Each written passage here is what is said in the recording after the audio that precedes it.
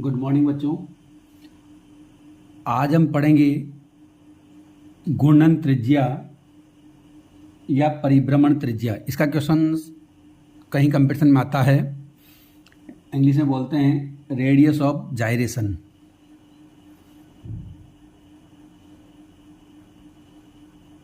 घूर्णन त्रिज्या या परिभ्रमण त्रिज्या।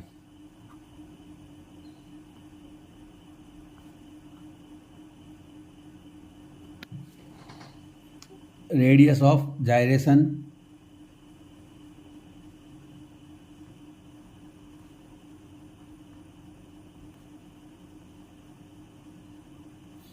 ये बहुत कंपटीशन में क्वेश्चन आता है। रेडियस ऑफ जाइरेशन का इसका सीधा सीधा मतलब होता है हमारे पास कि कोई बॉडी है, ये क्या होती है। रेडियस ऑफ जाइरेशन का मतलब होता है ये रोटेटरी एक्सिस से एक डिस्टेंस होती है। मान लो ये कोई चीज़ है रोटेशन में, तो इसके बोलते हैं रोटेटरी एक्सिस।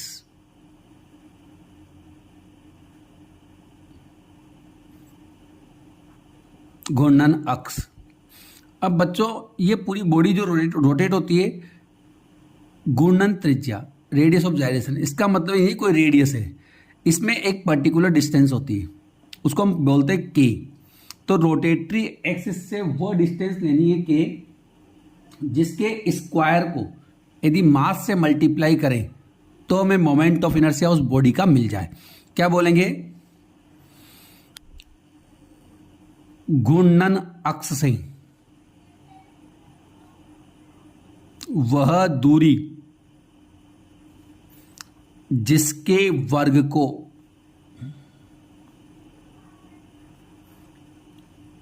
पिंड के द्रव्यमान से गुणा करने पर पिंड का उस घूर्णन अक्ष के सापेक्ष। अभी बताऊंगा इसके क्वेश्चंस करके। घूर्णन अक्ष के सापेक्ष जड़त्व आघूर्ण प्राप्त होता है। इंग्लिश में कैसे बोलेंगे? दोज डिस्टेंस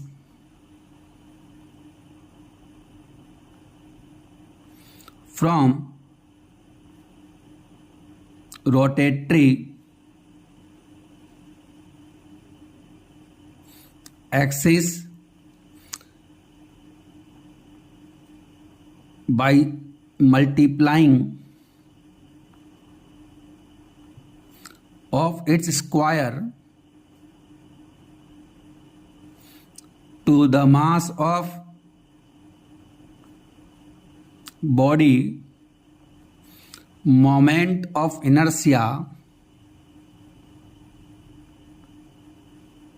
ये तो नेट तक के में क्वेश्चन आता है बच्चों इसका। तो moment of inertia of the body with respect to those axis is received is called radius of gyration।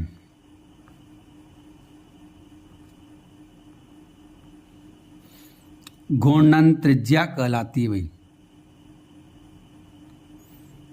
ये है बच्चों हमारे पास कुल मिला के ऐसी डिस्टेंस है इस रोटेटरी एक्सिस से, एक ऐसी डिस्टेंस है कोई भी, उसको के से रिप्रेजेंट करते हैं। किससे रिप्रेजेंट करते हैं? के से।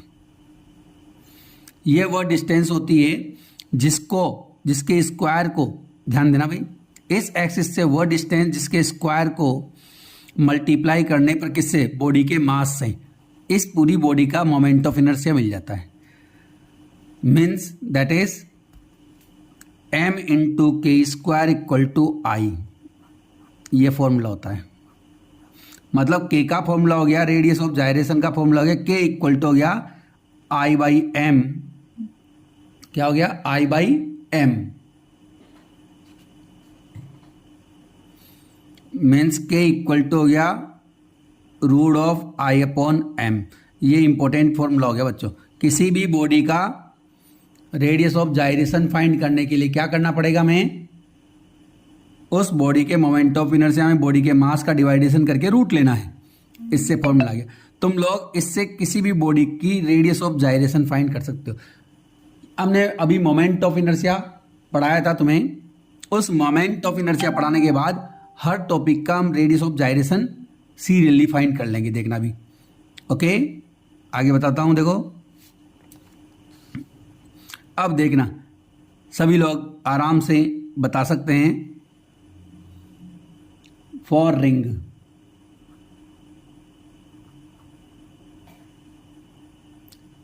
एक एग्जाम्पल तौर बता रहा हूं वलय के लिए।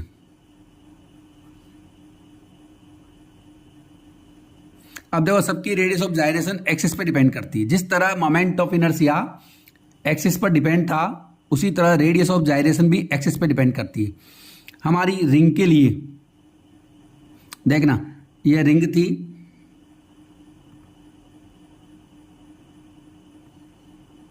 यह एक्सिस था इसका ज्योमेट्रिकल एक्सिस पहला। दूसरा एक्सिस हमने पढ़ा था डायमीटर एक्सिस।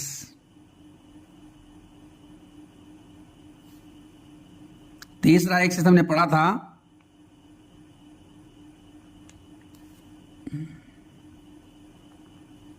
ये वाला, याद आ रहा है। एक फोर्थ वाला एक्सिस हमने पढ़ा था, यहां बनाता हूं। इस टाइम पर आई की वैल्यू थी इसमें mr²।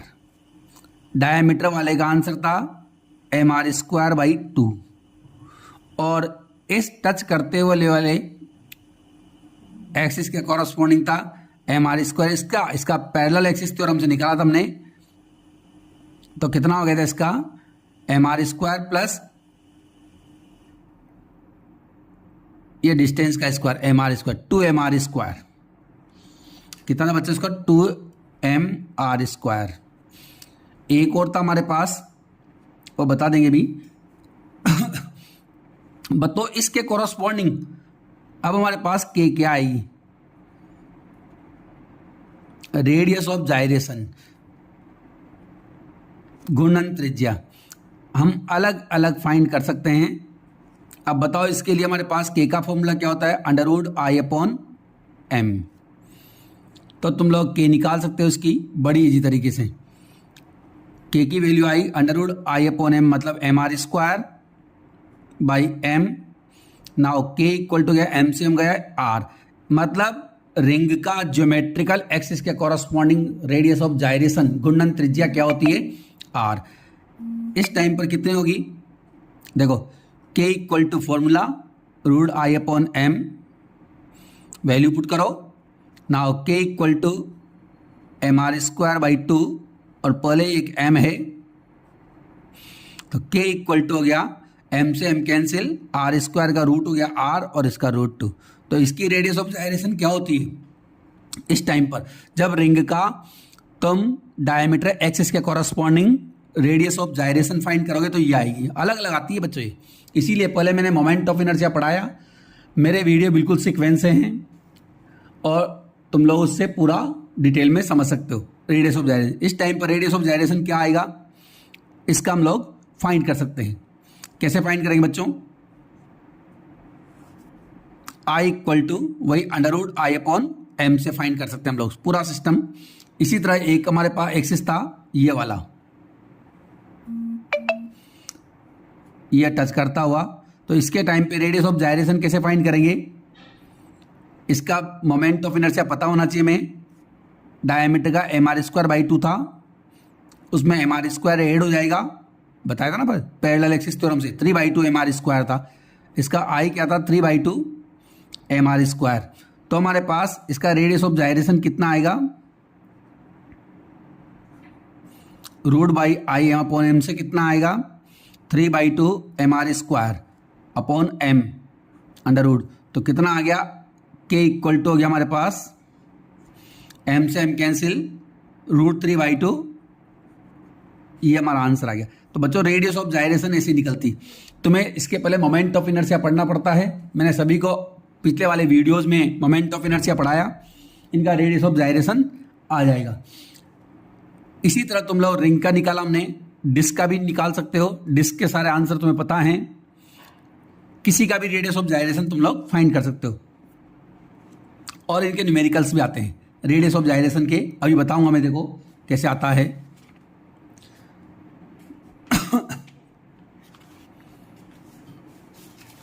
देखना,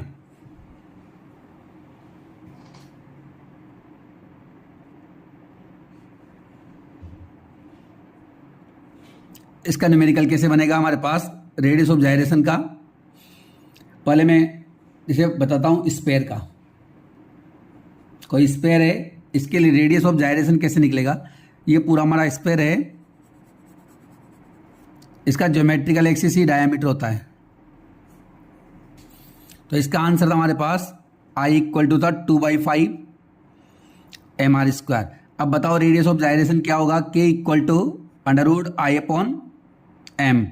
नाउ K इक्वल टू हो गया 2/5 mr²/m under root. Now K equal to गया m से m कैंसिल r 2/5। ये इसका रेडियस ऑफ जाइरेशन हमारे पास आ गया। तो रेडियस ऑफ जाइरेशन अलग होता है और बॉडी का रेडियस अलग होता है। घूर्णन त्रिज्या अलग होती है और बॉडी की रेडियस अलग होती है। मान लो सपोज दैट एक न्यूमेरिकल है, मैं देता हूं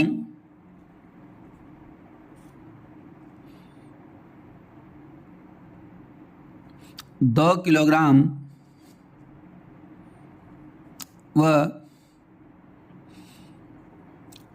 8 सेंटीमीटर त्रिज्या की चकती ज्यामिति अक्ष के मैं एक क्वेश्चन बता रहा हूं बस, ज्यामिति अक्ष के सापेक्ष घूर्णन कर रही है। इसकी घूर्णन त्रिज्या बताइए। फिजिक्स में सीधा सिस्टम है, यदि आप बेसिकल ढंग से पढ़ते हो तो आपको कोई समस्या नहीं आएगी।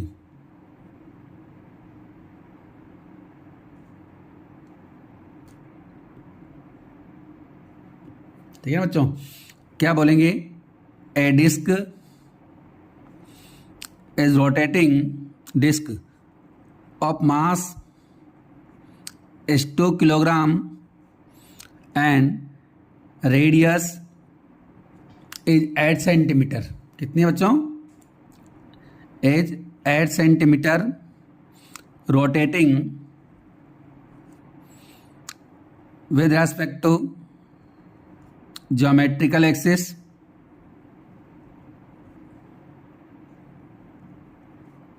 find its radius of gyration।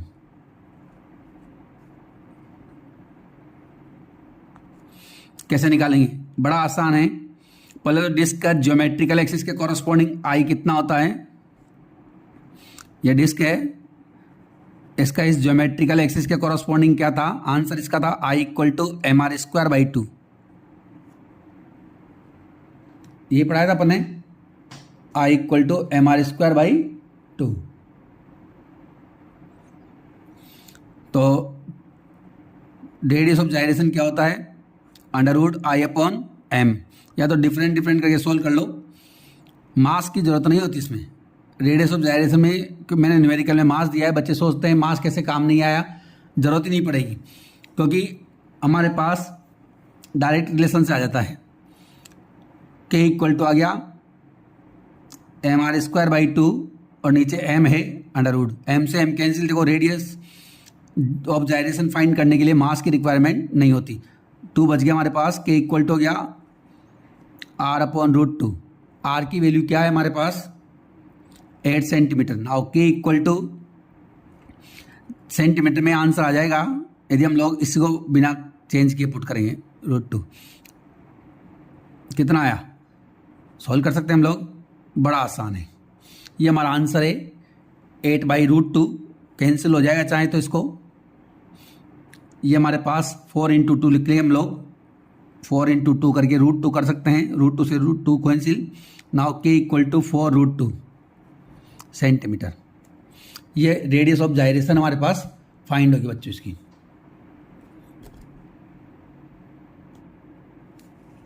आगे बात समझ में, ऐसे निकालते बच्चों रेडियस ऑफ जाइरेशन। अब ऐसे हम हर एक की रेडियस ऑफ जाइरेशन फाइंड नहीं करके बताएंगे, तुम किसी बॉडी का निकाल सकते हो, तुम्हें आई पता होना चाहिए बस। ओके, ये हमारे पास रेडियस ऑफ जाइरेशन है। प्रैक्टिस के लिए मैंने जितने भी बताए थे तुम्हें, मोमेंट ऑफ इनर्शिया, सबकी रेडियस ऑफ जाइरेशन आप फाइंड कर सकते हो। अब हम पढ़ेंगे टॉर्क। क्या पढ़ेंगे बच्चों? टॉर्क। बलाघूर्ण, हमारा पहला चैप्टर जल्दी खत्म हो जाएगा। टॉर्क, बलाघूर्ण क्या होता है? देखो, बलाघूर्ण वही चीज़ है जो लीनियर मोशन में फोर्स का वर्क होता है, वही वर्क टॉर्क का एंगुलर मोशन में होता है। कॉरस्पॉन्डिंग क्वांटिटी है एंगुलर फिजिक्स में। देखो, जो लीनियर फिजिक्स होती है या जो एंगुलर फिजिक्स है, रे की गति या रे की भौतिकी, ये वाली है कोणीय गति। इसमें जो काम फोर्स करता है वही काम कौन करता है? यहाँ पर टॉर्क करता है बच्चों। जो वर्क फोर्स का होता है वही वर्क किसका होता है? टॉर्क का होता है। देखो बच्चों, ये इसमें हमारे पास क्या है? टॉर्क क्या होता है?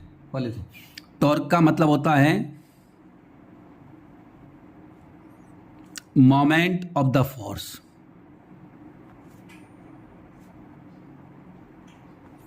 बल का आघूर्ण, बलाघूर्ण। देखो, इसमें हमारे पास एक बॉडी लेते हैं, मान लो। बल का आघूर्ण क्या होता है? मोमेंट क्या होता है किस चीज़ का? मोमेंट का मतलब होता है फोर्स इनटू परपेंडिकुलर डिस्टेंस। इसका फॉर्मूला है फोर्स इनटू परपेंडिकुलर डिस्टेंस। बल इनटू बलों के बीच की लंबवत दूरी, ये होता है। अब लंबवत दूरी कैसे लेते हैं? परपेंडिकुलर डिस्टेंस का मतलब क्या होता है ये तुम्हें एक्सप्लेन करता हूँ। ये बॉडी है बच्चों कोई, ये मैं नॉर्मल एक्सिस बना रहा हूँ। This is X Y Z axis. पहले एक्सप्लेन करूँगा तब जाके समझ में आएगा। Now X axis, this is Y axis, this is Z axis. अब मान लो ये कोई पार्टिकल है, इसका हम एक सिंगल पार्टिकल की बात कर रहे हैं। इसकी डिस्टेंस है यहाँ से आर वेक्टर। आर बोल दो, वेक्टर फॉर्म में बोलो तो ऐसे बोल दो, नॉर्मल आर भी बोल सकते हो। इस बॉडी पर, ये है बॉडी बच्चों, थोड़ी देर के लिए मान लो पार्टिकल, पूरी बॉडी है, उसका पार्टिकल ले लिया। इस पर मैंने फोर्स अप्लाई किया, ऐसे कोई भी फोर्स इस डायरेक्शन में। Now this is force. तो टॉर्क का मतलब क्या होता है, टॉर्क कैसे लगता है, कैसे अप्लाई होता है, ये बताते हैं। हमने एक बॉडी है, उस पर फोर्स अप्लाई किया, हमें इस बॉडी का टॉर्क फाइंड करना है। तो ये फोर्स जो अप्लाई किया है, इस फोर्स पर जो हमारे पास सेंटर पॉइंट है, फिक्स्ड पॉइंट है, उससे परपेंडिकुलर डिस्टेंस, लंबवत दूरी। तो लंबवत दूरी क्या होती है? इससे इस फोर्स की लाइन पर परपेंडिकुलर डाल दो। क्या डाल दो बच्चों? फोर्स की लाइन पर परपेंडिकुलर डाल दो। और फोर्स किस डायरेक्शन में लगा रखा है मैंने? थीटा पे। जो मान लो थीटा डायरेक्शन पे, इधर से इस बॉडी की पोजीशन पे थीटा एंगल पे, ये बच्चों मैंने डाल दिया। अब इसे बोलते हैं परपेंडिकुलर डिस्टेंस। इस फोर्स को इस परपेंडिकुलर डिस्टेंस से मल्टीप्लाई करते हैं, तभी जाके क्या आता है? टॉर्क। टॉर्क वर्क कैसे करेगा पूरी वीडियो में बताऊंगा मैं तुम्हें। इसके क्या क्या यूज है हमारे पास, सारी बातें बताऊंगा। अब ये डिस्टेंस कितनी होगी एक्चुअली में? देखो, ये थीटा एंगल, तो now it is also theta angle, पढ़ा हुआ है सबने। ये कितना होगा? ये हमारे पास थीटा है, तो ये डिस्टेंस कितनी होगी तुम बता सकते हो? आर साइन थीटा होगा बच्चों। ये क्या होगा? R sine theta. हमारे पास फॉर्मूले होते हैं, ये दे रखा है हमें कर्ण, लंब निकालना है, तो लंब बटे कर्ण परपेंडिकुलर वाला फॉर्मूला लगा देंगे, तो इससे हमारे पास क्या हो जाएगा साइन थीटा, तो ये आएगी r साइन थीटा।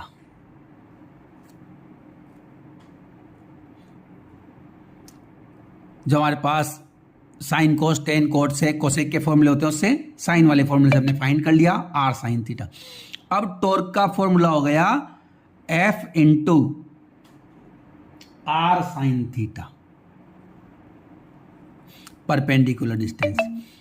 इसको हम लोग चाहें तो tau equal to R F sine theta, इधर एक फॉर्मूला तो ये हो गया हमारे पास, और क्रॉस प्रोडक्ट की फॉर्म में वेक्टर फॉर्म में लिखे तो तुम्हें याद है साइन थीटा करके आता है, क्रॉस प्रोडक्ट आता है, ये एक फॉर्मूला इसका भी हमारे पास टॉर्क का फॉर्मूला हो गया, tau equal to R cross F. अब बच्चों बात ही आती है हमारे पास क्वेश्चंस कैसे आता है। देखो फोर्स, जिस बॉडी पर तुम फोर्स अप्लाई कर रहे हो वह फोर्स, जहां से हमारे पास रेफरेंस पॉइंट है उससे उस फोर्स की लाइन पर परपेंडिकुलर डालो, वही होती है परपेंडिकुलर डिस्टेंस। ध्यान दें, यदि मुझे किसी बॉडी को रोटेट करने के लिए किस चीज की रिक्वायरमेंट होती है, टॉर्क की। ध्यान दो, बॉडी को रोटेट करने के लिए टॉर्क की रिक्वायरमेंट होती है, ना कि फोर्स की। अब देखना, हम इसके बहुत इंपॉर्टेंट क्वेश्चंस बनेंगे, वो बताता हूं कैसे।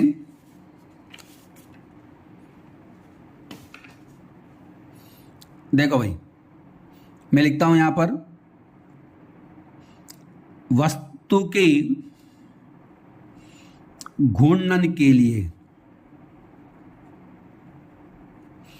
बलाघूर्ण की आवश्यकता होती है।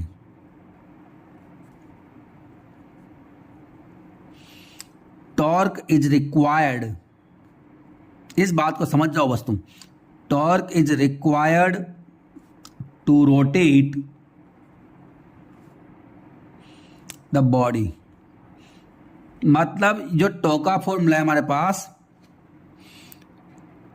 Are F into R sine theta, मतलब फोर्स इंटू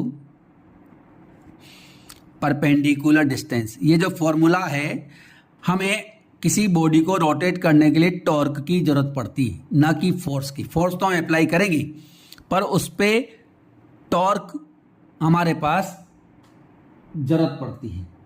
अब देखो, इसीलिए तुम लोग किसी बॉडी को रोटेट करने के लिए तुम्हें फोर्स कम से कम अप्लाई करना पड़े, वो बॉडी रोटेट हो जाए। तो देखना, इसीलिए हमारे पास क्या होता है, जो ये हमारे दरवाजे होते हैं घरों के, डोर्स, ये देखो इनका फिक्स्ड पॉइंट ये रहा, जहां पर कब्जे लगते हैं इसमें, इसका हैंडल यहां बनाते हैं बच्चों।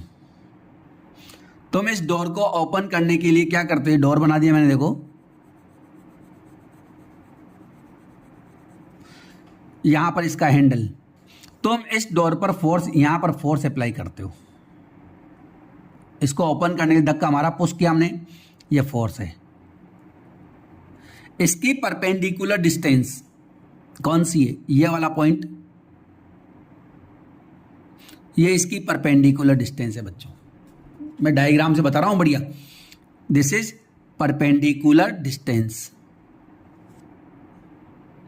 ये फोर्स। इसमें तुम लोग इस परपेंडिकुलर डिस्टेंस को जितना ज्यादा रखोगे, इसकी वैल्यू ज्यादा रहेगी, तो तुम्हें कम फोर्स अप्लाई करना पड़ेगा ताकि टो उतना आ जाएगा।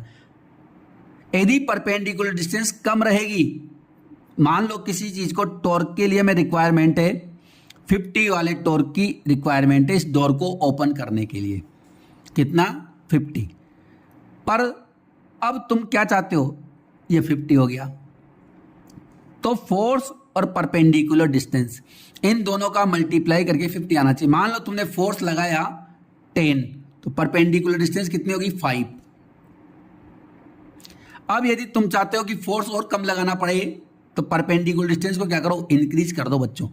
यदि ये परपेंडिकुलर डिस्टेंस 10 हो जाएगी तो फोर्स कितना हो जाएगा 5। परपेंडिकुलर डिस्टेंस 25 कर दोगे तो फोर्स कितना हो जाएगा ओनली 2।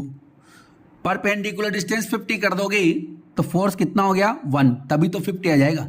हमें तो 50 टॉर्क की रिक्वायरमेंट है, हमने पहले ही कहा है बॉडी के रोटेशन के लिए टॉर्क की रिक्वायरमेंट होती है। तो तुम्हें टॉर्क तो फिक्स हो गया, 50 हमें टॉर्क चाहिए, तो तुम्हें क्या करना पड़ेगा, फोर्स कम से कम अप्लाई हो। इसके लिए जरूरी है कि परपेंडिकुलर डिस्टेंस क्या होनी चाहिए, ज्यादा। इसीलिए बच्चों डोर में जो हैंडल बनाते हैं पुश करने के लिए, पुल करने के लिए, वह यहां से लंबी डिस्टेंस में बनाते हैं, क्योंकि जितनी ज्यादा लंबी डिस्टेंस होगी तुम्हें फोर्स उतना ही कम अप्लाई करना पड़ेगा और जो डोर है वह इजीली मूव हो जाएगा। आई नहीं ये बात समझ में। इसी तरह हमारा जो हेड पंप होता है,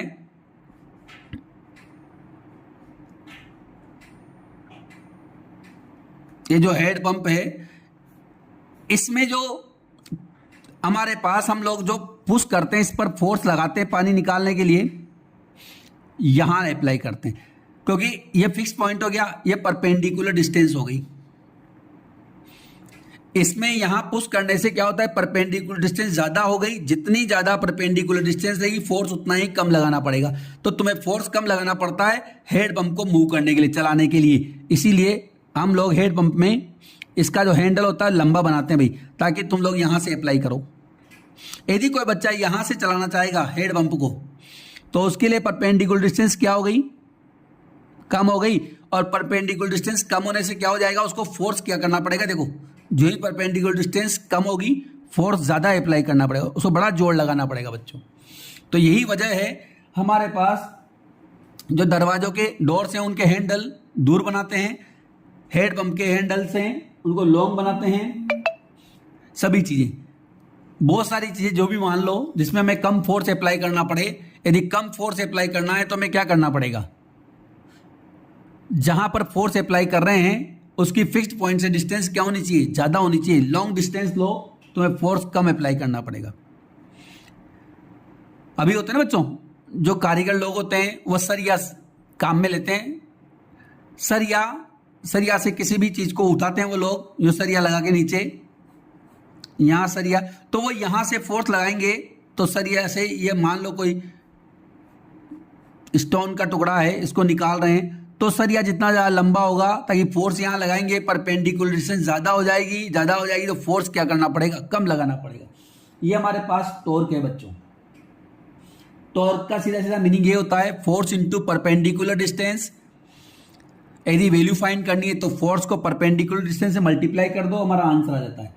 बस ध्यान रहे, किसी बॉडी को रोटेट करने के लिए टॉर्क की रिक्वायरमेंट होती है, और टॉर्क की रिक्वायरमेंट है, सभी लोग चाहते हैं कि किसी भी वर्क के लिए फोर्स कम से कम अप्लाई हो, तो इसके लिए तुम्हें परपेंडिकुलर डिस्टेंस को इंक्रीज करना पड़ेगा।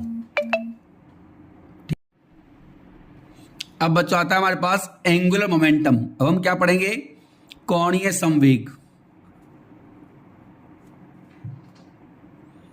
कोणीय संवेग,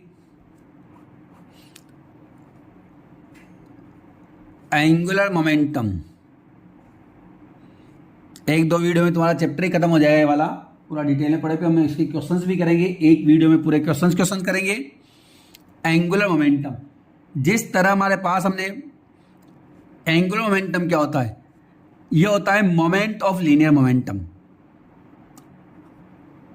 एंगुलर मोमेंटम का मीनिंग है moment of the linear momentum. कोणीय संवेग का मतलब होता है रेखीय संवेग का आघूर्ण। जिस तरह बल का आघूर्ण था, मोमेंट ऑफ फोर्स था, तो टॉर्क आया, इसी तरह लीनियर मोमेंटम का मोमेंट क्या आएगा, एंगुलर मोमेंटम। रेखीय संवेग का आघूर्ण, मोमेंट का मतलब कुछ भी नहीं है, परपेंडिकुलर डिस्टेंस से मल्टीप्लाई करना है।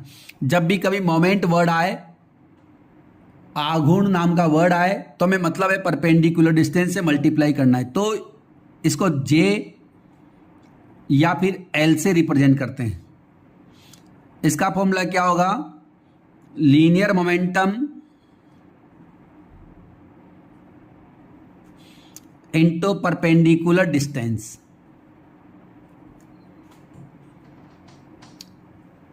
रेखीय संवेग इंटू लंबवत दूरी। क्या होगा बच्चों इसका? कोणीय संवेग का फॉर्मूला होगा हमारे पास रेखीय संवेग इंटू लंबवत दूरी। वही लंबवत दूरी वापस वही, मान लो ये एक पूरी बॉडी है, this is X axis, Y axis, Z axis, ये इसका पार्टिकल है। आर डिस्टेंस पे वेक्टर, इस पर इसका लीनियर मोमेंटम इस साइड है, मान लो पी, वही फोर्स अप्लाई किसे मोमेंटम, तो इसकी परपेंडिकुलर डिस्टेंस वही ये वाली, ये एंगल थीटा ना, ये भी थीटा, ये कितना आएगा आर साइन थीटा, तो वही एल इक्वल टू कितना हो जाएगा, पी तो मोमेंटम और परपेंडिकुलर डिस्टेंस क्या हो गई R sine theta. Now L equal to हो गया R P sine theta, P R भी लिख सकते हो, ऐसी कोई बात नहीं, but L vector vector form में लिखेंगे तो साइन हट के क्या आ जाएगा R vector cross P vector. ये हमारे पास एंगुलर मोमेंटम का फॉर्मूला आया। ध्यान दें, अब इसमें एग्जाम में एक क्वेश्चन पूछी जाती है कि इसकी डायरेक्शन, एंगुलर मोमेंटम कौन सी क्वांटिटी है, वेक्टर क्वांटिटी है, इसकी डायरेक्शन कैसे फाइंड की जाती है?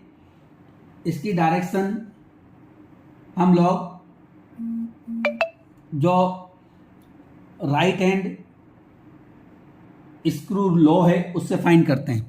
मैं बताऊंगा अभी। यह एक सदिश राशि है, it is a vector quantity, इसकी दिशा दक्षिणावर्ती पेच नियम से ज्ञात करते हैं।